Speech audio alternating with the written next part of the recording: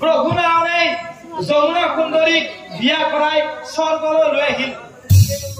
আৰু নাৰদ মুনিক চাই প্ৰভু নাৰায়ণে কৈছিল ঐ কি কৈছিল হে ৰামনিব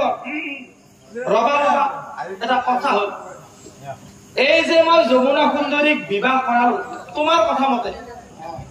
এই কথাটো কিন্তু তোমাৰ আৰু মোৰ বাহিৰে আন কোনেও নাজানে হে নাৰদ তুমি অলপ লত আছা গতিকে তোমাৰ ওপৰত আমাৰ কথা আছে যদি অন্য দেৱতাসকলে গম পায় যে মই যমুনা সুন্দৰীক বিবাহ কৰাইছো তেনেহলে মোক মহা লজ্জা দিব গতিকে মুনিব তুমি এই কথাটো আন কাৰোৰে আগত কৈ নিদিবা হ'ব প্ৰভু বাবা হ'ব বুলি ক'লে তোমাক ইমান বিশ্বাস কৰিব নোৱাৰি আৰু এটা কথা কওঁ শুনা কিয় কৈ দিব ভাবিছো জানা তুমিতো ভালদৰে জানা যদি কেনেবাকৈ যদি লক্ষী গহম পায়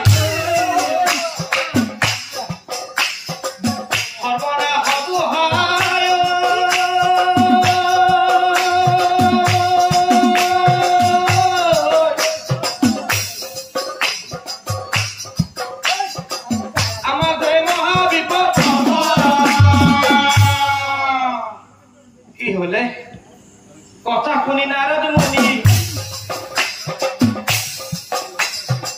ভাবে মনে মনে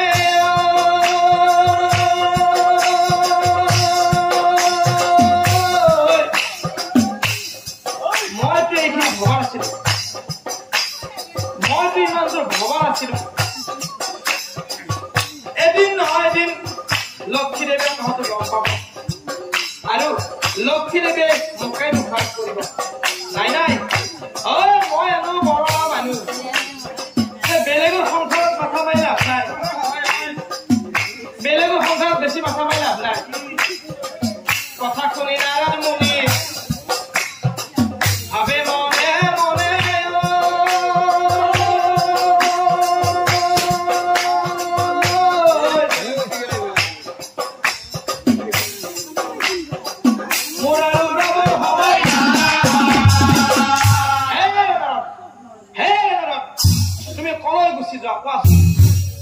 মোক এনেকুৱা স্তব কৰাই তুমি কলৈ গুচি যোৱা প্ৰভুই ক'লে হে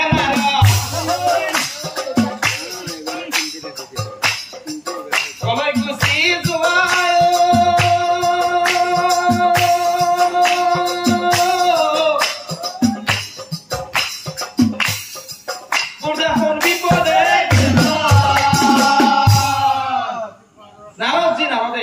নাৰদজী যুদ্ধখন লগাবৰ সময়ত ভাল কিন্তু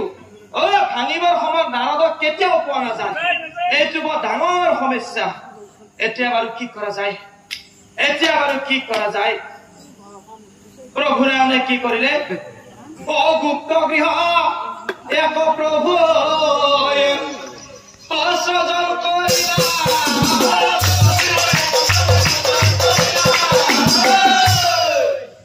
যমুনাৰ সংগে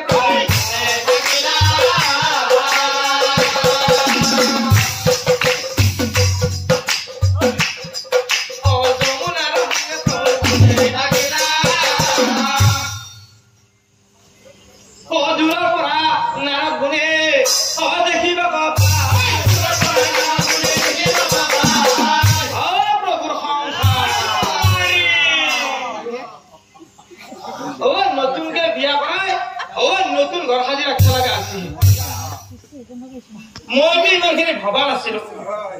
মইতো ইমানখিনি ভবা নাছিলো যে প্ৰভু নতুনকৈ বিয়া কৰাই অন্য ঘৰ সাজি এই যমুনা সুন্দৰীক ৰাখিব প্ৰভুৰ কিন্তু এইটো ভাল কথা হোৱা নাই একেবাৰে ভাল কথা হোৱা নাই কাৰণ এদিন নহয় এদিন লক্ষীদেৱে কথাটো গম পাব আৰু লক্ষীদেৱে কোনোতেই মোকেই প্ৰশ্ন কৰিব মানে মই অলপ লক্ষীদেৱীক ভয় কৰোতো গতিকে ইমানখিনি হোৱাৰ আগতে দেৱতাসকলে গম পোৱাৰ আগতে লক্ষীদেৱীয়ে মোক গালি পৰাৰ আগতে মই এটা কাম কৰো সেইটো হ'ল কি মই নিজে গৈ লক্ষীদেৱীক কথাটো কৈ থৈ আহো নাৰায়ণ নাৰায়ণ নাৰায়ণ এহি বুলি নাগুনি অমেগেতে চলিলা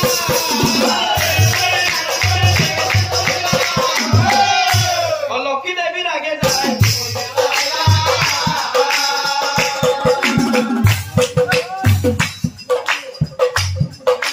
লক্ষ্মী দেৱীৰ আগে যায় লক্ষ্মীয়া প্ৰণাম গ্ৰহণ কৰক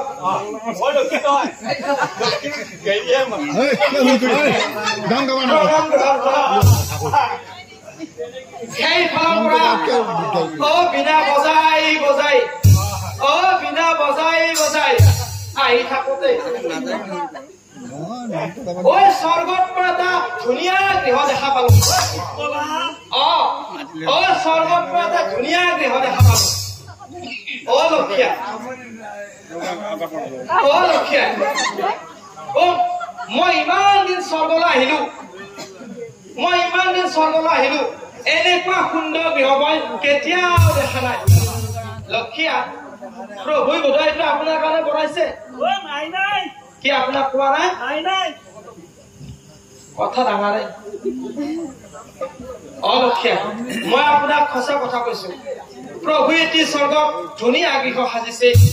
বোধহয় আপোনাৰ কাৰণে বনাইছে ৰবা তুমি কি কব বিচাৰিছা চিধা চিধিকে কোৱা নাই লক্ষ্মীয়া মই সঁচাই কৈছো মই স্বৰ্গলৈ আহোঁতে এতিয়া ধুনীয়া গৃহ দেখা পালো মই ভাবিছিলো প্ৰভুই আপোনাৰ কাৰণে বনাইছে ৰবা তুমি দেখিছা ধুনীয়া গৃহ ঠিক আছে তুমি অলপমান সময় ৰবা মই তোমাৰ সৈতে আজি সেই নতুন গৃহ চাবলৈ যাম তুমি অলপমান সময় ৰবা তোমাৰ লগত সেই মই নতুন গৃহ চাবলৈ যাম তেতিয়া নাৰায়ণ বোলে মনে মনে ভাবিছিল নাৰায়ণ নাৰায়ণ নাৰায়ণ আজি বাৰু প্ৰভু নাৰায়ণে কি মায়া ৰচনা কৰে মই তাকে চাই থাকিম নাৰায়ণ তুমি দেখোন কিবা ভাবিবলৈ লৈছা নাই বলক বলা বলা না ৰাজা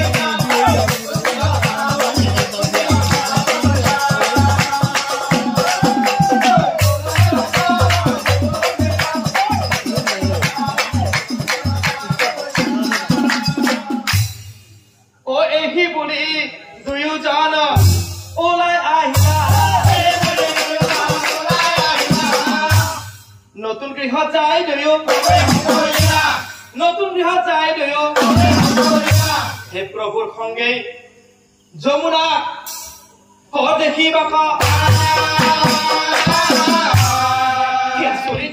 নাই হে প্ৰভুৰ সঙ্গে যমুনা দেখি বাকা তাক দেখি লক্ষ্মী দেৱী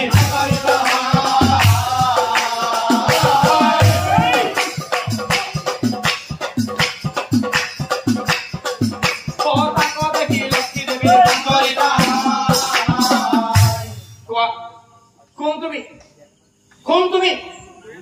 এনেদৰে প্ৰভুৰ সংগত বহি আছা কোনে দিলে তোমাক সেই অধিকাৰ কোৱা কোন তুমি কোনে দিলে তোমাক প্ৰভুৰ সংগত এনেদৰে বহি থাকিবলৈ লক্ষ্মীয়া লক্ষিয়া লক্ষী মাত নালাগে মাতি আছে আপুনি বোধাই মোক লক্ষী